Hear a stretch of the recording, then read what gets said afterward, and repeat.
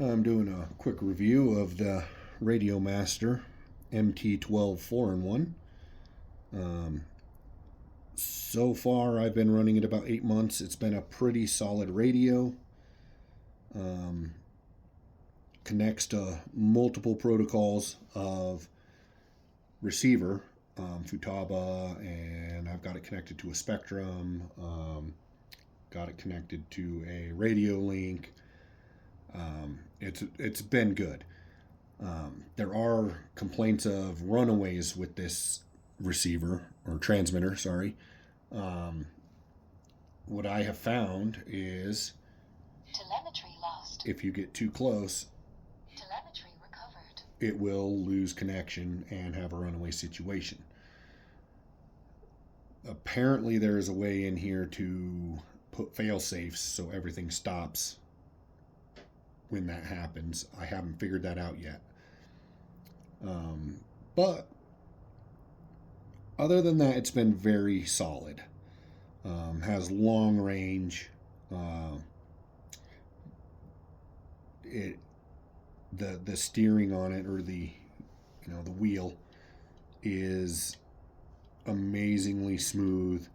No excess play in it. They're using Hall effect sensors in them, so very touchy, very precise. I like it a lot. So a few things I was able to do with it, thanks to Joshua Bardwell. His videos have been amazing. I thank him for putting videos out, being that he is not a surface guy, but he knows his way around the Edge TX and ELRS systems. So he put out some really great videos that have helped me fumble through this transmitter and get some cool things set up. So first thing I was able to do is there's an SD button on the back. I was able to set that up. It'll turn the light red when I push it, and I have no throttle. So it's a throttle lockout. Still have steering, just no throttle. So if I'm doing any kind of work on my rig with the power on or whatever, and I don't want the throttle to be hit, I can turn it off. I go ahead and hit that button again, goes to blue. I have throttle. Pretty cool. Another thing I was able to do is the SA button here, or switch, is a three-way switch on this transmitter. And so in position 1, I've got 100%. In position 2, I have 60%, which you can't really tell a difference there. In position 3 is 40%. So I still have full throttle control through my full length of my throttle, but only 40% power, which really helps with crawling. I like it a lot. I was able to set up my SC button here to the potentiometer and connect to the winch. So if I spin my potentiometer, that will turn my winch on and actually adjust the speed of my winch. And my SC button here gives me my winch. Kind of cool. Now if I run my potentiometer, sorry about the focus here, I'm working with the bare minimum as far as videoing. But if I turn my potentiometer only halfway, I get a very slow winch. Or we can turn it down to a quarter, and that might be less than a quarter. Get a super slow winch out of it.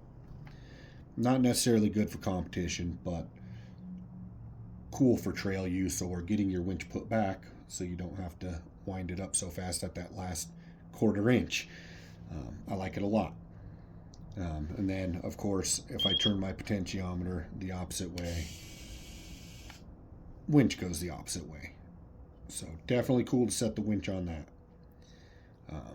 Another thing I had done is set one of my lower switches here for the screen light. So when we're out night crawling, I have a 24 that's got lights. I can turn that off because it's too bright at night. I was able to set the other switch. You can see I have a 6-minute timer there, and the other switch starts that timer and stops that timer. Stop. And that gives me my 6 minutes at the comps, so I don't have to rely on their timers and them telling me how much time I have left. Really cool feature as well. You can connect different inputs to change lights, to make different sounds. Really amazing transmitter. Other than Telemetry lost. getting too close. Telemetry recovered. That's the only bad part about it. So we'll see if we can set some fail safes here soon. I'll probably post another video when I figure that out.